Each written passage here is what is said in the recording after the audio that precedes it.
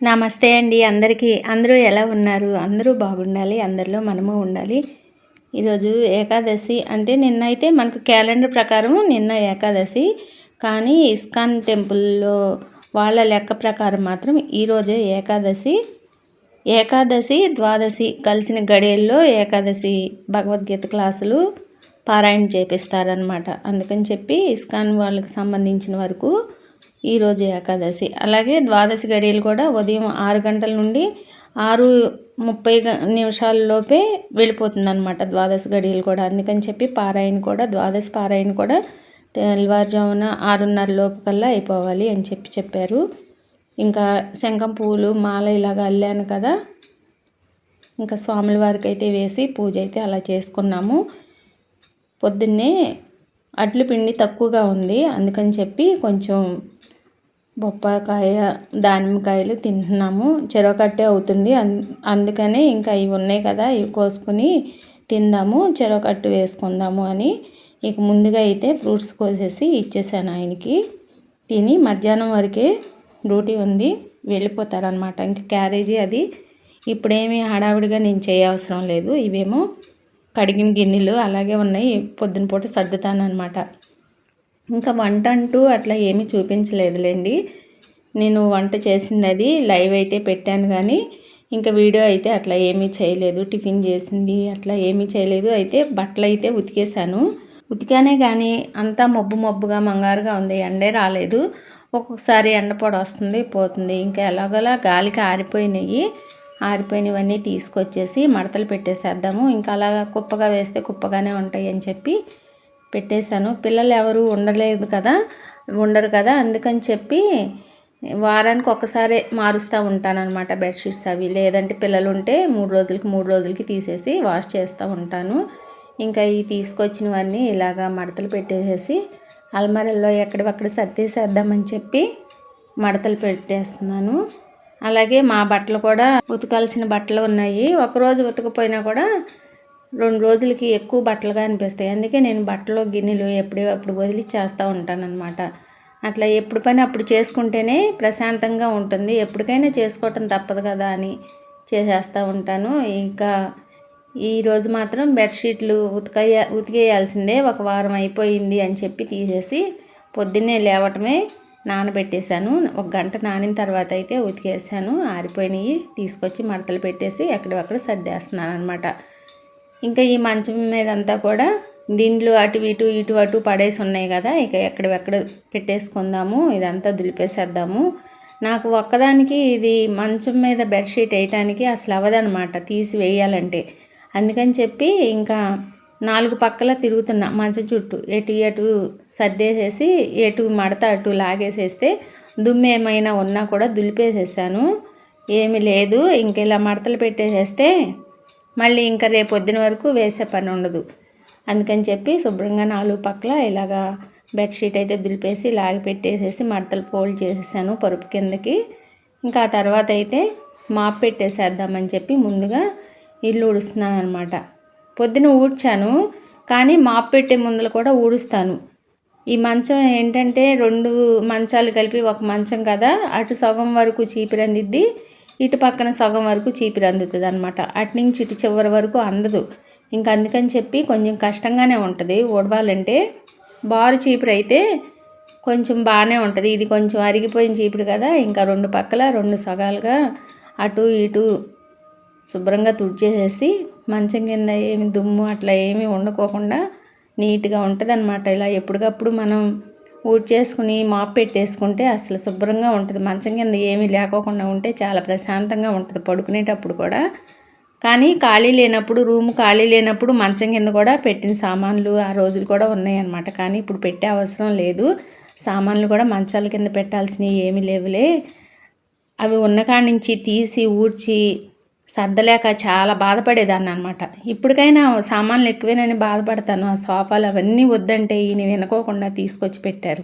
ఇంట్లో సామాన్ ఎక్కువగా ఉంటే సర్దలేక ఇలాగ ఊడ్చి ఇల్లు మాప్ పెట్టేటప్పుడు కూడా అన్నీ కిందన ఏమున్నాయో అన్నీ ఒక పక్కకు సర్దుకుని, లేదంటే ప్లేస్ లేకపోతే మంచాల మీదకి పెట్టుకుని చేసుకోవాలంటే చాలా ఇబ్బందిగా ఉంటుంది. అందుకే సామాన్లు ఎంత తక్కువగా ఉంటే నాకు అంత ఇష్టపడతాను ఇంట్లో.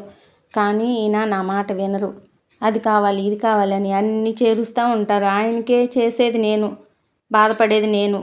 అసలు ఇల్లు ఊడ్చి తుడవాలంటే నాకు మహా తలకాయ నొప్పి అనమాట. కానీ శుభ్రం చేసుకోవాలి కదా, కనీసం గుమ్మంలోకి ఎవరైనా వచ్చినా ఏంటి వీళ్ళ ఇల్లు ఇలా ఉంది అని అనుకునేలాగా ఉండకూడదని చెప్పి ఇక ఎప్పటికప్పుడు అలాగ శుభ్రం చేసుకుంటూ ఉంటాను. అది కాక పూజలు చేస్తూ ఉంటాను కదా ఎక్కువగా. ఇల్లు ఎలా పడితే అలా ఉంటే భగవంతుడికి కూడా ఇష్టం ఉండదు కదా అట్లా ఉంటే అని చెప్పి నాలో నేనే సర్ది పెట్టుకుంటూ ఇక ఏదో ఒకటి తప్పదు కదా అని ఎంత పనైనా చేస్తాను. కానీ ఇంట్లో సామాన్లు సర్ది చేయాలంటే నాకు అస్సలు చేతకాని పని అనమాట. ఇంటికి ఎంతమంది అన్నా రాని, 100 మంది వచ్చినా 100 మందికైనా వంట చేసి పెడతాను విసుగు విరామం లేకుండా. ఎన్ని గిన్నెలు పడినా కూడా శుభ్రం చేసుకుంటాను, ఎన్ని బట్టలైనా సరే వాష్ చేసేస్తాను. కానీ ఇల్లు సర్ది ఈ సామాన్లు ఎక్కడ నీట్గా పెట్టి చేయాలంటే చేయలేను నేను. ఎందుకనో నాకు మొదటి నుంచి అట్లాగా ఇల్లు ఖాళీగా ఉంటే అబ్బా ఎంత ప్రశాంతంగా ఉంటుందో అని అనిపిస్తుంది అనమాట. చిన్నప్పుడైనా సరే మా అమ్మగారి వాకిలి ఇళ్ళ స్థలం 16 సెంట్లు అయితే ఇంటి చుట్టూ ఊడ్చి ముగ్గులు పెట్టి కళ్ళాపులు వేసి ముగ్గులు పెట్టి ఎంత పని చేసుకునే వాళ్ళమో. ఇప్పటికైనా చేస్తాను, అదే అలవాటున. కానీ ఇంటి నిండా సామాను ఉండి అవన్నీ తీసి సర్ది పెట్టాలంటే మాత్రం నాకు అసలు చిరాకు, తలకాయ నొప్పి అనమాట. మొన్న పేరంటానికి వెళ్తే అసలు వాళ్ళ ఇల్లు ఎంత నీట్గా ఉందో. శుక్రవారం పేరంటానికి పిలిచారు కదా, వెళ్ళాము. వాళ్ళకి సోఫాలు అన్నీ ఉండేవి అంతకుముందులా. హాల్ అంతా అసలు చాలా ఖాళీగా అనిపించింది. ఏంటండి సర్దేశారా ఏంటి, ఈరోజు పేరంటము పూజ ఉందని అని అంటే, లేదండి అవతల గదిలో ఎక్కడా పెట్టలేదు, నేనే తీసేశాను, ఎందుకండి ఇంత సామాను, మాకు అసలు ఇష్టం లేక చేసుకోలేక అని అన్నారు ఆవిడ. నిజంగా నాకు కూడా అలాగే అనిపిస్తుంది. ఆమె అన్నట్టే అబ్బాయి ఎంత ప్రశాంతంగా ఉందండి మీ ఇల్లు, అసలు సామాను ఏమీ లేకపోతే హాల్లో చాలా నీట్గా ఉంది అని చాలా సంతోషపడ్డామన్నమాట. నేను కూడా మా ఇంట్లో ఎప్పుడు అట్లా ఖాళీ అవుతుందా అని చెప్పి ఎదురు చూస్తున్నాను. కానీ ఈయన నా మాట వినరు, అన్నీ కావాలంటారు, అన్నీ తెచ్చి పెడతారు. ఆయనకే చేసేది నేను, బాధలు పడేది నేను. సామాన్లు పెంచొద్దు అన్నా సరే అసలు పనికిరాని అన్నీ తీసుకొచ్చి ఇంట్లో పెడతారంటే నమ్ముతారా మీరు? అదేమంటే అదే ఉపయోగపడుతుందిలే ఉండని, అదే ఉపయోగపడుతుందిలే ఉండని అని అంటారు. ఏదన్నా దొరకకపోతే నువ్వు పారేసేసావుగా, నీకు సామాన్లు ఏమి వద్దని ఉంటావు, ఇది పారేసావు అది పారేసావు అని అంటారు. ఉంటే ఆయన మాయ, పోతే నా మాయ అనమాట. ఏదన్నా వస్తువు కనపడపోతే నా మీదేనమాట విరుచుకుపడతారు. మళ్ళీ ఆ వస్తువు అక్కడే ఉంటుంది, అది కనపడకపోతే ఇక నేను తీసి బయట పారేసేసాను, నీకు సామాన్ అంటే ఇష్టం ఉండదుగా, ఇది కూడా పారేసేసావా, ఇది కూడా కనపడకుండా చేసావా అని ఇంకా గొడవగా ఉంటుంది అనమాట. అలా ఉంటుంది మా ఇంట్లో ఒక్కొక్కసారి. కానీ ఏం చేస్తాము, తప్పదు, వాళ్ళ ఇష్ట ప్రకారం నడవాల్సిందే. కానీ మన ఇష్ట ప్రకారం అయితే వాళ్ళు ఉండరు అని నేను ఇక అర్థం చేసుకుని నేనేమి చేయలేక ఇక ఊరుకుంటాను. ఏ పనులు అన్నీ కూడా చేసుకుంటా ఇలాగే ఏం చేస్తాం. అసలు ఇంత సామాన్ అవసరమా ఉన్నది 2 మనుషులకి? పిల్లలు ఎప్పుడన్నా వస్తే వాళ్ళకి వద్దా ఏంటి అని అంటారు. అసలు వాళ్ళు అడగరు మాకు ఇది కావాలి అది కావాలని. అడిగే పిల్లలు కానే కాదు, ఈయన అన్నీ తీసుకొచ్చి ఇంట్లో పెడతా ఉంటారు. ఇంకా హాలు అదంతా 2 గదులు మాప్ పెట్టేశాను.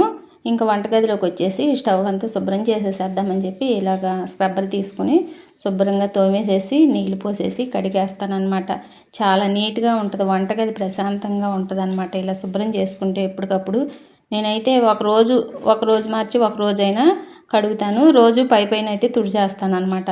లేదు మరీ జిడ్డుగా ఉంది ఈరోజు కడిగేయాల్సిందంటే రోజు కడిగిన రోజులు కూడా ఉన్నాయన్నమాట. వంట ఎక్కువ ఉన్న రోజునైతే కడుగుతాను. ఎవరైనా పిల్లలు వచ్చినా లేదంటే చుట్టాలు వచ్చినా కొంచెం పొయ్యి మీద వంటలు ఎక్కువ చేస్తాం కదా, అప్పుడు మరీ జిడ్డుగా ఉంటుందిగా, అప్పుడైతే అసలు ఇక ఏ రోజుకి ఆ రోజే శుభ్రం చేసేస్తాను. అసలు ఎప్పటికప్పుడు శుభ్రం చేసేసుకుంటే చాలా బాగుంటుంది. ఇలా ముందుగా స్క్రబ్బర్తో తోమేసేసి ఇలా నీళ్ళు పోసేసి కడిగేసిన తర్వాత ఒక పొడి క్లాత్ పెట్టేసుకుని, ఎక్కువ క్లాత్ ఉండాలి, చేతి నిండా ఉంటేనే స్టవ్ తుడుస్తున్నట్టు నీట్గా మంచిగా ఉంటుంది అనమాట. నాకు కొంచెం క్లాత్ పెట్టుకుని తుడిస్తే మళ్ళీ ఇంకో క్లాత్ అని తీసుకుంటూ ఉండాలి. ఇక ఇట్లాగా గోడలమ్మట కూడా నూనె చింది, మనం వంట చేసేటప్పుడు నూనె చింది ఇదంతా పడి జిడ్డుగా ఉంటుంది కదా, ఈ గోడంతా కూడా శుభ్రంగా తోమేసేసుకుంటే నీట్గా పోతుంది. అసలు ఏముండదు, మన నీడ మనకి ఆ గోడలు కనిపిస్తుంది అనమాట, అంత శుభ్రంగా ఉంటుంది చేసుకుంటే.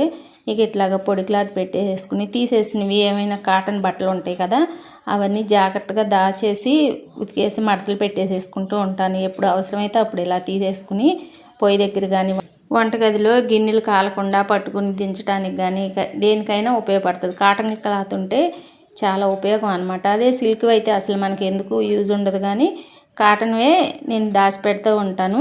ఎన్ని బట్టలు అవుతాయో అయితే నేను మరీ పూర్తిగా చిరిగిపోయేదాకా జిడ్లు జిడ్లు పడి ఉండే వరకు ఉంచను.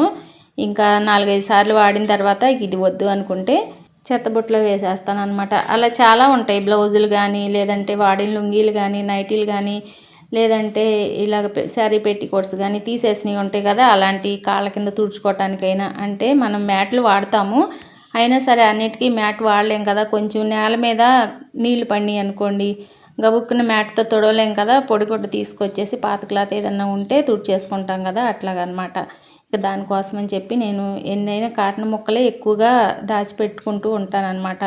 ఇంకా మీతో మాట్లాడుతూ ఉంటూనే చూడండి పనంతా ఇట్లా నీట్గా అయిపోయింది. అలాగే పొయ్యి మీద ఇవి ఉంటాయి కదా పెట్టుకునేవి, ఈ ప్లేట్స్ కానీ, లేదంటే పొయ్యి మీద స్టాండ్లు కానీ, ఇవి కూడా శుభ్రంగా ఎప్పటికప్పుడు తీసేసి కడిగేస్తాను. అలాగే బర్నర్లు కూడా పూడిపోతూ ఉంటాయి ఒక్కోసారి, నూనె పడినా, లేదంటే పాలు పొంగిపోయినా, ఏదైనా అన్నం పొంగినా కొంచెం అడ్డం పడిపోయి మంట సరిగ్గా రాకుండా ఉంటుందని చెప్పి పొయ్యితో పాటే ఎప్పుడు ప్రతిసారి కడిగేస్తానమాట తీసి. ఇలా గ్యాస్ బండ్ అంతా, అంటే గ్యాస్ పెట్టిన ఈ గట్టంతా కూడా చుట్టూ 3 పక్కల ఉంది కదా, ఇదంతా నీట్గా తుడిచేసి క్లీన్గా సర్దేశాను. అలాగే కడిగిన గిన్నెలు కూడా ఉన్నాయి కదా, మధ్యాహ్నం కడిగిన గిన్నెలు, ఇక అవన్నీ ఆరిపోయినాయి అని చెప్పి ఎక్కడెక్కడ సర్దేస్తున్నాను. మొన్న నైవేద్యానికి వండాను కదా, పాలు పొంగించడానికి ఒక వేరే గిన్నె ఉంచుతానమాట, ఇత్తడి గిన్నె. అది కూడా తీసేసి కవర్లో పెట్టేసి దాచాను. మళ్ళీ అవసరమైనప్పుడు మళ్ళీ వాడుకుంటాను అనమాట. అలా కవర్లో పెడితే ఇత్తడివి మధ్యలో మనం తీయకపోయినా వాడకుండా ఉన్నా కూడా పైన మచ్చలు అవి పడకుండా ఉంటాయి అనమాట. అందుకని కవర్లో చుట్టేసేసి జాగ్రత్త చేసుకుంటాను. మనం కబోర్డ్లో పెట్టినా కూడా కవర్లో చుట్టేసి పెట్టేసుకుంటే చాలా నీట్గా ఉంటాయి. ఇంకా ఎక్కడెక్కడ సర్దేసిన తర్వాత ఈ గుమ్మాలు కూడా, ఆ హాల్ అంతా ముందు ఊడ్చేసాను కదా, ఈ ఇంట్లో కూడా ఈ ఇల్లు గుమ్మాలు కూడా ఊడ్చేస్తున్నాను. వంటగదిను యువతలో ఉంది కదా డైనింగ్ టేబుల్ గది, డైనింగ్ రూమ్ గది అంటాను కదా, ఇక అది కూడా ఇలా ఊడ్చేసేసి మాప్ అయితే పెట్టేసేస్తున్నాను. ఇంకా రేపు పొద్దున్నే పెట్టే పని లేకోకుండా నాకు తేలిగ్గా ఉంటుంది, ఈ పూటే అన్నీ సర్దేసేసుకుంటే. ఇంకా ఈయన వచ్చేసి నాకు ఆకలేస్తుంది, అప్పుడు టైము 6 అవుతుంది, మబ్బు పట్టింది బయట, చీకటి కూడా పడలేదు. ఇంకా నేను కాసిన గిన్నెలు ఉన్నాయి, అవన్నీ కడిగేసేసి స్నానం చేసి దీపారాధన చేసుకోవాలనుకుంటున్నాను. ఇంక ఈయన వచ్చి నాకు ఆకలేస్తుంది ఏమైనా పెట్టు అని అంటున్నారు. ఇది బస్తా ఉంది కదా, ఇదేమో రేషన్ బియ్యం బస్తా. ఇంకా ఈ బియ్యం కూడా చెరిగేసేసి ఒక డబ్బాలో పోసేసుకుంటాను, ఎందుకంటే చెరిగితే పురుగది రాకుండా ఉంటుంది. ఒక్కొక్క నెల 2 నెలలు తీసుకురాము, 1 నెల తీసుకొస్తే అవి సరిపోతాయి అన్నమాట. ఈ దోశలకు కానీ, ఏదైనా పొడిపిండికి కావాలంటే వాడుకోవటానికి కానీ. ఎక్కువగా ఒక్కొక్కసారి అన్నం కూడా ఇదే వండుతున్నాను అనమాట, షుగర్కి చాలా మంచిది అని అంటున్నారు. అందుకని చెప్పి అప్పుడప్పుడు ఇవి వండుతూ ఉంటాను ఒక్కొక్కసారి. ఇంక ఇవి కూడా కాళ్ళ కింద మ్యాట్లు కూడా దులిపేసి అక్కడ వేసాను కదా, ఇక అది వంటగదిలో వేసాను, ఇక్కడ గుమ్మంలోదేమో గుమ్మంలో ఉంచేసాను అనమాట. ఈ కాళ్ళ కింద మ్యాట్లు కూడా వారం వారం ఉతకాల్సిందే, లేదంటే వంటగదిలో పద్దాకా తొక్కుతూ ఉంటాం కదా, అవి కూడా మాసిపోయి జిడ్డుగా ఉంటాయి. ఎప్పటికప్పుడు క్లీన్గా పెట్టుకుంటేనే ఇలా ఉంటుంది వంటగది. మొత్తం పూర్తి అయిపోయిన తర్వాత చూపిస్తున్నాను అనమాట. ఇంకా ఈయన వచ్చి ఆకలేస్తుంది ఏదన్నా పెట్టు అని అంటున్నారు. ఇంకా ఏమీ లేదు, సరే ఈ చిరుధాన్యాల పిండి ఉంది కదా, ఇక అది కలిపేసేసాను. కొంచెం పెరుగు, కొంచెం నీళ్లు పోసేసి, ఉప్పేసి, సరిపడినంత ఉప్పేసి కలిపేసేసి దోశలు వేసి పెడతానులే ఉండండి అని చెప్పి వీడియో తీసుకుంటున్నాను, ఆగండి అని అంటున్నాను అనమాట. నీ వీడియోలు నువ్వు ఎప్పుడు ఇదే పని అని అంటున్నారు. ఆయనకేమో ఇంట్రెస్ట్ ఉండదు, నాకేమో ఇంట్రెస్ట్, ఏం చేస్తాను చెప్పండి. ఇంకా ఆయనకి ఇలా పిండి కలిపేసేసి ఇక అప్పటికప్పుడు కొంతసేపు అన్న ఉంచితే బాగుండేది. పిండి కలిపి ఒక గంట సేపు పక్కన పెట్టుకుంటే చాలా బాగా వస్తాయి అన్నమాట ఈ దోశలు. ఊరికే ఉత్త చిరుధాన్యాల పిండేనమాట. ఇంకా పొద్దున చట్నీ ఉంది, కొంచెం ఆనపకాయ టమాటా వేసి చేసిన చట్నీ చేసింది రోటి చట్నీ, ఇక అదే వేసేసి పెట్టేద్దాంలే. కొంచెం బంగాళదుంప ఫ్రై కూర కూడా ఉందన్నమాట. ఇంకా అది కొంచెం ఇది కొంచెం వేసి దోశలు అయితే పోసేసి ఇక ఆయనకి ఆ పచ్చడి కూర వేసేసి ఇచ్చాను. ఆకలేస్తే ఇక ఆగలేరు, వణుకొచ్చేస్తుంది నాకు అని అంటారు. ఆయన అంటున్నాను కానీ నేనైనా అంతే, అసలు ఆగలేను. ఆకలేస్తే ఒక షవరింగ్ వెళ్ళి వచ్చేస్తుంది. ఇంకా ఆయనకి కూడా పెట్టేసి ఇచ్చి 4 గిన్నెలు ఉన్నాయి, అవన్నీ తోమేసేసి ఇంకా దీపారాధన చేసుకోవాలి స్నానం చేసి అని చెప్పి చకచక ఆయనకైతే 2 అట్లు పోసేసి అయితే ఇచ్చేసాను. వీడియో అంతా మీరు ఎక్కడ స్కిప్ చేయకుండా చూసినందుకు మరీ ధన్యవాదాలు తెలియజేసుకుంటున్నానండి. మన ఛానల్ని సబ్స్క్రైబ్ చేసుకుని మంచిగా చూస్తున్నందుకు మరీ very thank you so much.